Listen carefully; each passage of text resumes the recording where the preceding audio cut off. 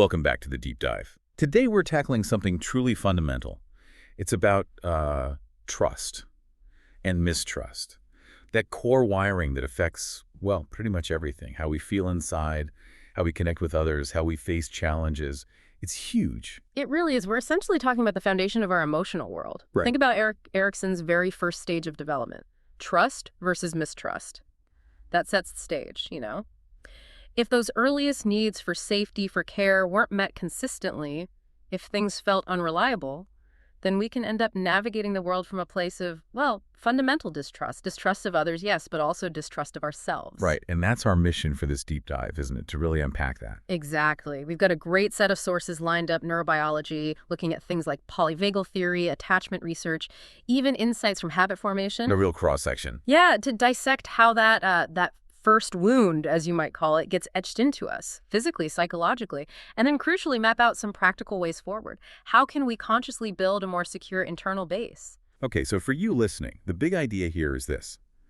If you often feel anxious, or maybe find yourself repeating patterns that don't serve you, or just have this sense of unease, it's likely not some, personal failing. It's often the result of very sophisticated early programming. Your system learned to protect you in an environment it perceived as unreliable. It was adaptive then. Right. But the amazing thing is, we're not stuck with those initial settings. As adults, we have this incredible capacity to become that consistent, reliable presence for ourselves, the one our younger self might have desperately needed. It's a big undertaking, make no mistake. It involves physiology, behavior, our psychology, but it is possible. And that's what we're diving into. So to really get this, we can't just start with thoughts and feelings. We need to go deeper, right? To the body, the nervous system. Absolutely. We have to start with our biology. And for that, the polyvagal theory is incredibly illuminating. Okay, lay it out for us. Polyvagal theory. Right. So this theory, developed by Dr. Stephen Porges, it gives us a map of our autonomic nervous system, but it's hierarchical. Think of it like layers of safety responses built up through evolution, oldest, most primitive, up to the newest, most complex. Layers of safety. Okay. And our body chooses which response to use based on perceived threat, reflexively moving down this evolutionary ladder if needed. Down the ladder. Okay, so let's start at the bottom rung, the oldest system. What happens when we're completely overwhelmed? What's that response? That's the immobilization circuit. It relies on the oldest part of the vagus nerve, the unmyelinated vagus, sometimes called the dorsal vagal complex. This is the emergency brake, the absolute last resort. Immobilization, like freezing. Exactly, like freezing. Or playing dead, that kind of thing. Right. Or just a profound shutdown. Metabolically, everything slows right down. It's a survival strategy when fight or flight seem impossible. And in modern life, this might look like what? Feeling totally numb. Dissociated. Precisely.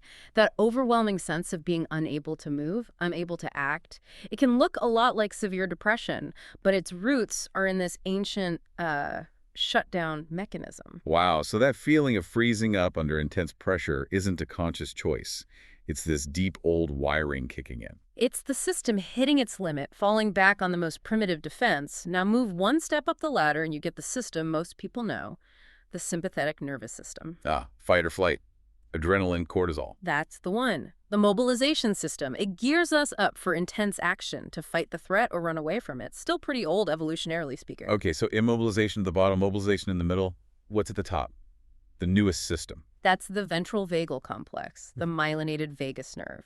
This enables the social engagement system. This is our most sophisticated, most human way of dealing with challenge. Social engagement. So connecting with others, feeling safe with people. Exactly. This system helps us feel calm, regulated. It literally fine-tunes our hearing for human voices, controls facial expressions for communication, slows our heart rate. It allows us to feel safe enough to connect, to reach out, to co-regulate. It supports health, growth, restoration, all the good stuff. Okay, so this hierarchy is key. When we face a challenge, any challenge, our body automatically runs down this list. Yes, reflexively. It tries the newest strategy first. Can I use social engagement? Can I talk this through, seek reassurance, use my tone and expression to de-escalate? Connect. If that doesn't work, maybe the person we're trying to connect with is hostile or unavailable, like an inconsistent caregiver, perhaps. Oh, okay. Then the system shifts down. Mobilization, fight or flight. Can I overcome this or escape it? And if that feels impossible? Then it drops to the bottom rung. Immobilization, shut down, freeze. So the real tragedy of that early wound, that inconsistent environment, is that the social engagement system might just fail right away. It often does. If the primary source of safety, the caregiver, is also the source of threat or inconsistency, the system learns not to rely on connection. It learns that reaching out is ineffective or even dangerous. Wow. So the nervous system gets stuck, kind of bouncing between high alert anxiety mobilization and numb shutdown immobilization. That's a very common pattern. It never really gets to settle into that calm, connected ventral vagal state. That instability feels awful, deeply unsettling. Yeah, you can feel it in your body. Which actually brings us to the neurochemistry piece, oxytocin and vasopressin. We hear about oxytocin all the time, the love hormone. Right, the cuddle hormone. But how does it actually work to wire in trust or the pain of losing trust? Okay, so this gets really interesting. When we look at the dorsal motor nucleus of the vagus, the DVC, think of it as a major relay station connecting the brain to our gut, our heart, our core bodily feelings. The brain-body connection hub. Pretty much. And oxytocin seems to play a key role here. Being close to someone we trust, someone safe, triggers oxytocin release, which communicates with the DVC. And this might actually create those positive, calming, visceral feelings. It's like our body learns, physically learns, this person equals safety. So that warm, settled feeling I get around someone I deeply trust. That's oxytocin talking to my gut and heart via the DVC, saying, you're safe, relax, restore. That's a great way to put it. It's physiological conditioning for safety. Now, flip that. What happens when that trust is broken? Or when we lose someone incredibly important? Yeah. The sources suggest this can trigger really intense negative physical responses. That gut punch feeling, nausea, some people even faint syncope. Whoa. And this might be linked to vasopressin. Vasopressin is involved in stress responses, withdrawal. When that oxytocin buffer is gone because the bond is broken or the person is lost, vasopressin might surge, creating this profound physical distress. It's like a biological withdrawal from safety. So it's not just heartbreak. It's literally the body experiencing a physiological crisis because the expected safety signal isn't there. Exactly. It makes phrases like sick with grief startlingly literal. It proves that trust isn't just an idea, it's a biological necessity. And when that foundation is shaky, it sends ripples through our entire system. Which leads us right into how this affects our learning and behavior. If our biology is primed for inconsistency, how does that translate into how we act? Yes. Let's talk about Skinner, Pavlov, the behavioral side. Right. So moving from internal regulation to learned behavior. Skinner's work on operant conditioning is quite stark here. He pointed out something crucial about reinforcement. For a behavior to be really learned, the consequence needs to be immediate. Okay. Cause and effect need to be close together in time. Precisely. The behavior that just happened right before the reward or punishment is the one that gets reinforced. Simple enough if the world works predictably. The world of an unreliable caregiver isn't predictable, is it? Not at all. And that's where Skinner's problem of deferred consequences comes in. Imagine a child asks politely for something action A, but the caregiver is busy, stressed, whatever. 5 minutes pass. The child starts fidgeting, then whining, then maybe has a full-blown meltdown. Then the caregiver gives in, gives them the thing they wanted. Uh-oh. Yeah. The reinforcement didn't attach to the polite asking, action A. It attached to the meltdown because that's what immediately preceded the reward. So the child learns meltdowns get me what I want, not polite requests work. Or, perhaps even worse, they learn there's no reliable connection at all between what they do and what happens next. The outcome feels random, dependent on the caregiver's unpredictable state. So you learn helplessness, almost, that your actions don't really matter. You learn that the world is inconsistent. You can't trust that your efforts will lead to predictable outcomes. Your sense of agency, of efficacy, gets undermined right from the start. That fundamental unreliability, it can actually mess with how the system even processes information, can it? You mentioned Pavlov's paradoxical phase. That sounds weird. It's fascinating and deeply relevant to trauma and chronic stress. Pavlov found this in his conditioning experiments with dogs pushing their nervous systems. Under extreme stress, the cortex could enter this pathological state. Highly delicate, highly reactive, but weirdly, How so? in this paradoxical phase, a really strong, important stimulus might produce no reaction, just nothing, numbness. But a weak, insignificant stimulus could trigger a massive response. Hang on, so like a genuine crisis happens and I feel weirdly calm or shut down, but then a tiny criticism sends me into a complete tailspin. That's exactly the kind of human manifestation we're talking about. The system's calibration is off. It's been so overloaded by inconsistency or threat that it can no longer accurately gauge the real level of danger or importance. So it overreacts to small things and underreacts, or shuts down to big things. Yes. It's a defense mechanism that's gone haywire. It's become maladaptive for navigating the complexities of adult life.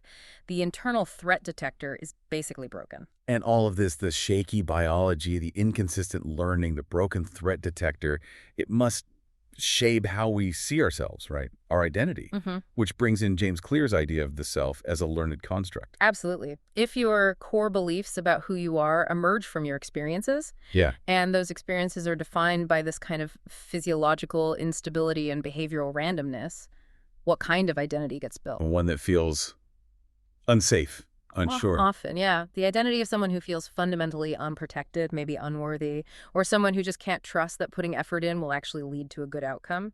Mm. The system has learned deep down that consistency is missing, and therefore, I am not effective or I am not safe. Okay, so this blueprint for mistrust gets wired in biologically, behaviorally, but it doesn't just stay inside us, does it? We kind of project it outwards, especially in relationships. Oh, absolutely. We export that wound. Section 2 is all about how that internal map shapes our external world, particularly in attachment, and how we make decisions. It often creates these painful, self-fulfilling cycles. Attachment theory seems particularly relevant here. How do we recreate those early patterns in our adult relationships? It can be quite predictable, unfortunately. Let's take some common dating advice you hear all the time. Play it cool, act mysterious, don't seem too eager, wait X number of days to call back. Yeah, the rules. Supposedly about self-respect, right? Setting boundaries. That's how it's often framed. But our sources, particularly drawing from books like Attach, point out a major trap here. That strategy, creating artificial scarcity and ambiguity, is uniquely attractive to one specific type of person. Someone with an avoidant attachment style. Okay, explain that. An avoidant person feels uncomfortable with too much closeness. They value independence, sometimes to an extreme, and tend to deactivate their attachment needs. So someone acting distant or mysterious feels comfortable, safe even. It allows the avoidant person to control the level of intimacy. But if the person using those rules is actually anxious underneath, craving connection. Exactly. The anxious person who deeply needs reassurance and consistency adopts a strategy that inadvertently filters for partners who are least likely to provide it. It confirms their underlying fear. See? Real intimacy isn't available. People always pull away. Wow, that's a vicious cycle right there. But hang on, isn't some caution needed? If someone has been hurt before, isn't acting a bit reserved a form of self-protection? Where's the line between healthy boundaries and this avoidant trap? That's a crucial point. It's not about having no boundaries. Secure attachment involves clear, direct boundaries. The difference is how they're communicated. Secure boundaries come from a place of inherent self-worth. This is what I need. This is what works for me. The avoidant trap uses ambiguity and game playing to manipulate closeness or create artificial desire. It's about the motive and the method. Okay, so directness versus strategic ambiguity. That makes sense. Okay. And this ties into the dependency paradox, right? Yeah. This idea that needing someone makes you weaker. Yeah, it's completely counterintuitive based on how we usually think about independence, but the research in attachment shows the opposite. Secure partners actually tend to help anxious and avoidant partners become more secure over time. Yeah. Yes, but put an anxious person and an avoidant person together, and they tend to trigger each other's insecurities, making the anxious person more clingy and the avoidant person more distant. It escalates. So healthy dependency actually leads to more independence. Exactly. Think of it like a secure home base. If you know you have a safe, reliable place to return to your secure relationship, you feel much freer and more confident to go out and explore the world, take risks, be your own person. Right. If I'm constantly worried my base is going to disappear, I can't focus on anything else. I just hover anxiously. Precisely. Secure connection fosters autonomy, but achieving that often means breaking some old communication habits, especially the expectation that your partner should just know what you need. Ah, the mind-reading expectation. If you really loved me, you'd. That exact phrase. It comes directly from that early wound, that feeling that if you have to ask for comfort or support, it somehow doesn't count. It becomes a test. Can you guess my need and meet it without me asking? That will prove you truly care. Which is an impossible test, usually. Almost always, the sources really stress the importance of agency and communication, taking responsibility for articulating your own needs, vulnerably, clearly. So instead of getting quiet and resentful because my partner didn't magically sense I'm overwhelmed, I should actually say something. Say something like, hey, I know you've got a lot on your plate too, but I'm feeling really swamped right now. It would honestly mean so much if you could maybe help me with this one thing. Okay. That feels vulnerable, but also more direct. It changes the whole dynamic. You're not testing them. You're trusting yourself enough to state your need and trusting them enough to hear it. Even if they can't do exactly what you asked, an understanding partner can respond to the underlying need for support in some way, which builds trust. Silence and sulking just digs the trench deeper. Speaking of digging trenches, what happens when that trust erodes completely? When communication just stops? Gottman's work on the death knell of marriage seems relevant here. Yes. John Gottman identified 4 stages that are really strong predictors of relationship breakdown, all rooted in lost trust and emotional distance. What are they? First, problems start to feel severe, like insurmountable roadblocks, not just bumps in the road. Second, talking about them feels useless. Partners withdraw, maybe try to solve things alone. Third, they start leading parallel lives. Still coexisting, maybe, but emotionally separate. There's no real connection or shared world anymore. That sounds incredibly lonely. Which leads to the 4th stage, loneliness.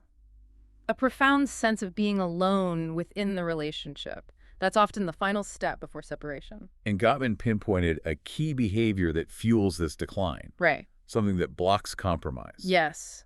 The failure to accept influence. Accept influence, meaning? Meaning being unwilling to consider, let alone integrate, your partner's perspective, opinions, desires, feelings.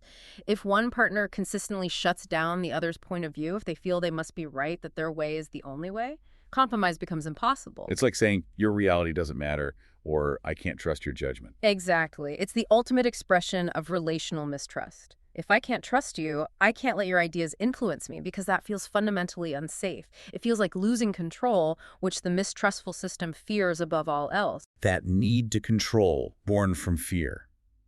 It connects right back to that internal landscape, doesn't it? Which takes us into the idea of the neurotic detour. Yeah. How does this internal mistrust play out inside our own heads? Well, one way is through what Thomas Harris called the parent tapes. This is the idea that as adults, we carry around these old recordings. Recordings? Yeah, internalized voices, attitudes, expressions from our early caregivers, the critical tone, the disapproving look, the prohibitions, the thunderous no's, as he put it. Okay, so they're like echoes from the past. Exactly. And the problem is, even though our adult self is capable and rational, our inner child part, the part that holds those early emotions, can still get hooked by these tapes, especially in stressful situations. So a simple disagreement with my boss today could trigger the same feelings of shame or fear I felt when I was 5 and got yelled at? Precisely. The situation might be totally different, but the emotional resonance hooks that old feeling, and suddenly we're reacting from that wounded child place, not our competent adult self. And that can lead to old coping mechanisms resurfacing, like sulking. You mentioned Eric Bernays' take on the sulk. Yes. Byrne analyzed the sulk not just as passive withdrawal, but as an active decision. Often a pattern learned in childhood may be feeling abandoned or ignored that continues because it serves a purpose, however dysfunctional. A purpose? Like what? Like forcing the other person to acknowledge your pain to make amends. It's a way of trying to get needs met indirectly, often through emotional leverage. If it's a decision, though, can the adult choose to stop? Burns suggested it requires a couple of things, echoing what the child originally needed. First, a way to save face to come out of the sulk without feeling humiliated. And second, being offered something genuinely worthwhile in return. So internally, the adult self needs to kind of negotiate with the sulking child part, offer it respect, understanding, and a better way to get its needs met. That's a great way to think about it. It's about building internal trust, acknowledging the validity of the child's pain, I see you're hurt and angry, while offering a more mature strategy. Let's find a better way to handle this. You have to earn that internal part's trust before it will relinquish the old pattern. This links to Adler's idea too, doesn't it? If the core wound is feeling inferior or worthless, sometimes people react really strongly against that feeling, overcompensation. Yes, Alfred Adler saw this clearly. Someone grappling with deep feelings of inferiority born from that fundamental mistrust might react with intense aggression or a drive to dominate. They live in a state of constant combat readiness. Always on edge. Hypersensitive. Extremely. Unable to tolerate perceived slights, needing to prove their superiority, always pushing, always striving, but not in a healthy way. It sounds exhausting. It is. Adler called this pursuing life goals via detours.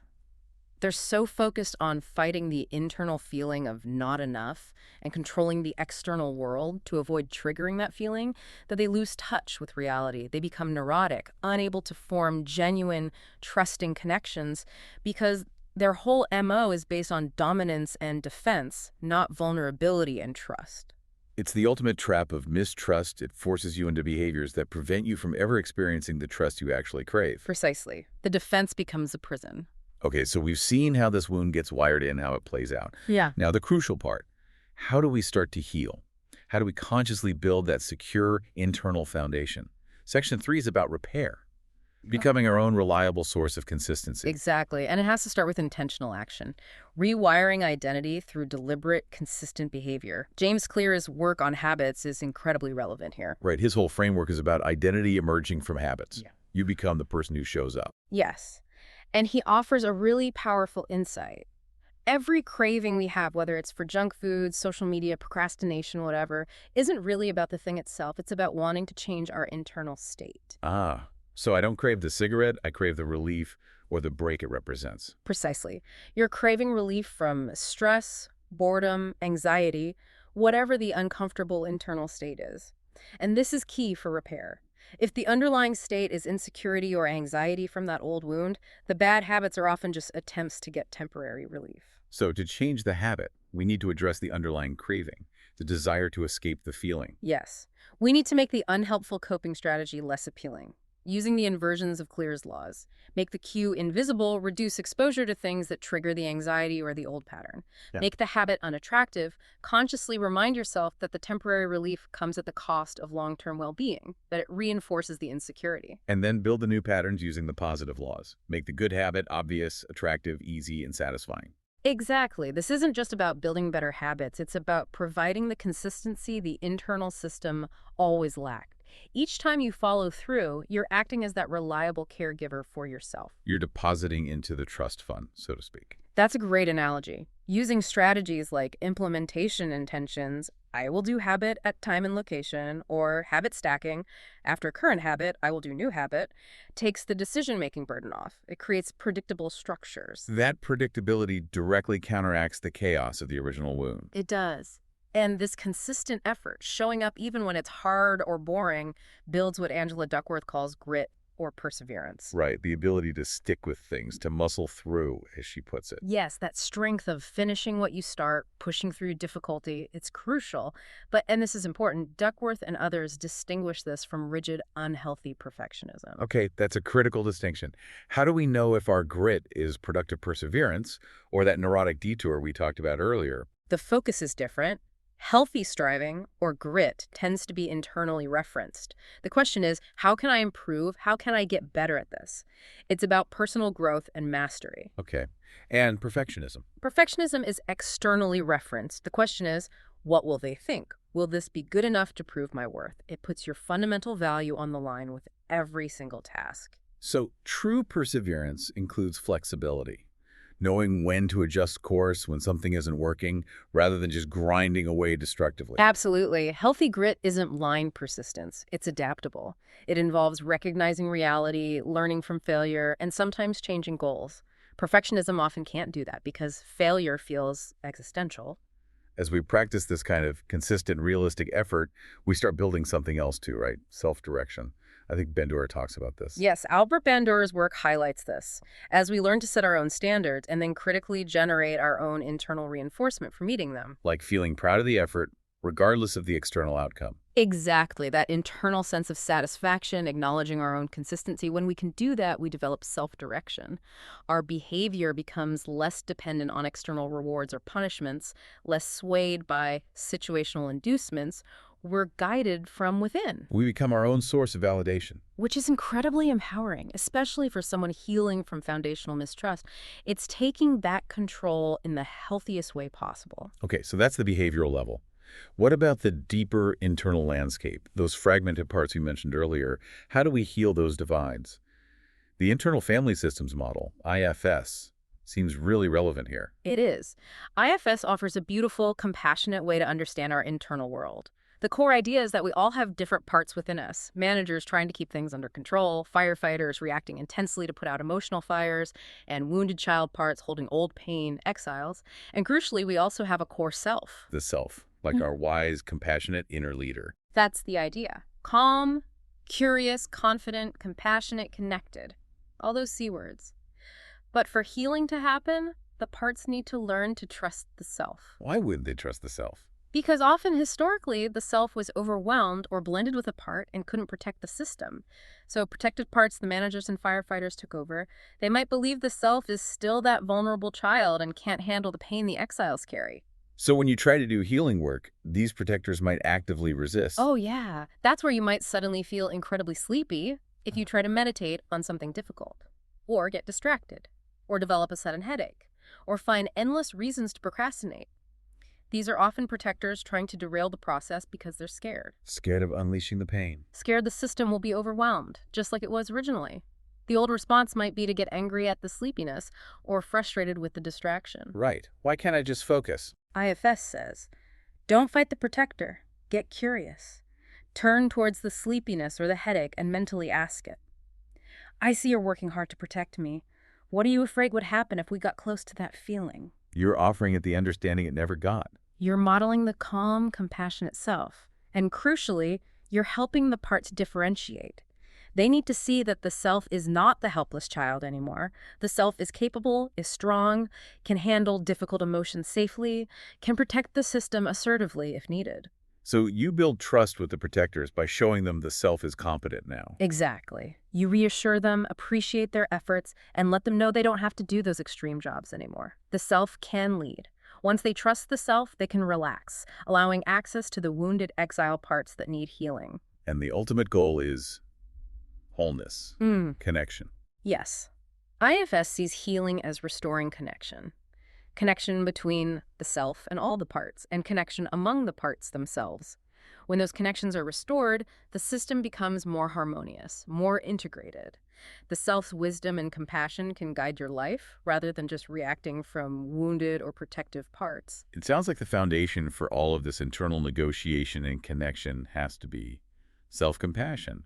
Krista Neff's work comes to mind. Absolutely foundational. Self-compassion is the direct antidote to that internalized feeling of worthlessness or not enoughness that comes from the first wound. How so? Well, research shows it builds resilience, it helps people cope with and recover from really difficult experiences like trauma, but maybe even more profoundly, it fosters genuine self-sufficiency. Self-sufficiency. How does being kind to yourself do that? Think about those deep human needs to feel cared for, valued, worthy, maybe even special.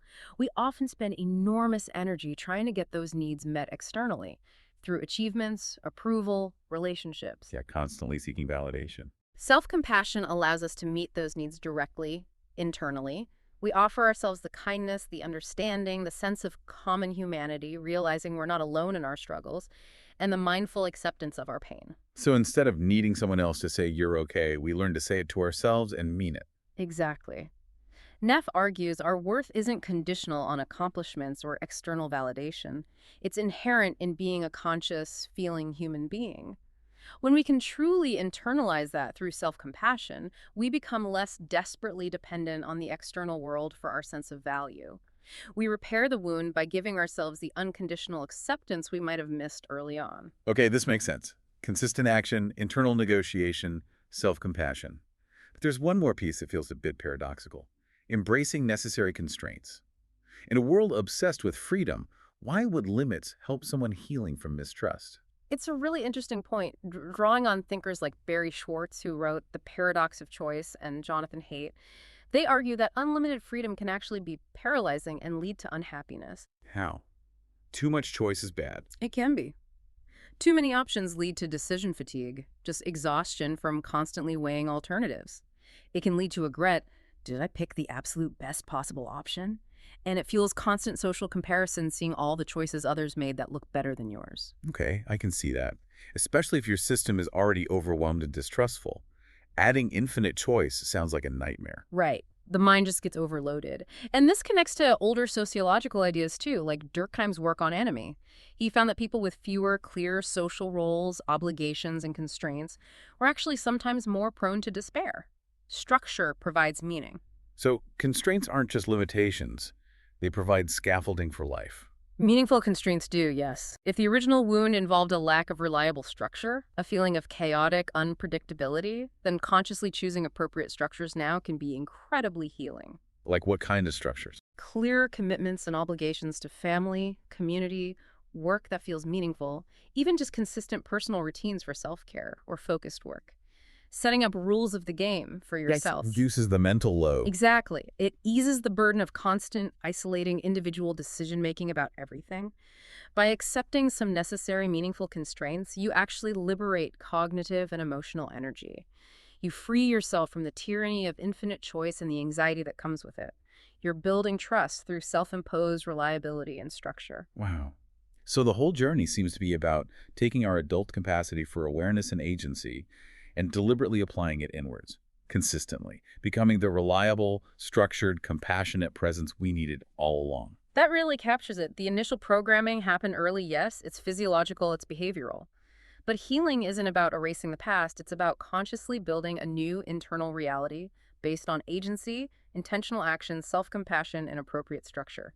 We stop outsourcing our sense of security and start cultivating it within. And as we do that, as we commit to this path, there's maybe one final hurdle to keep in mind.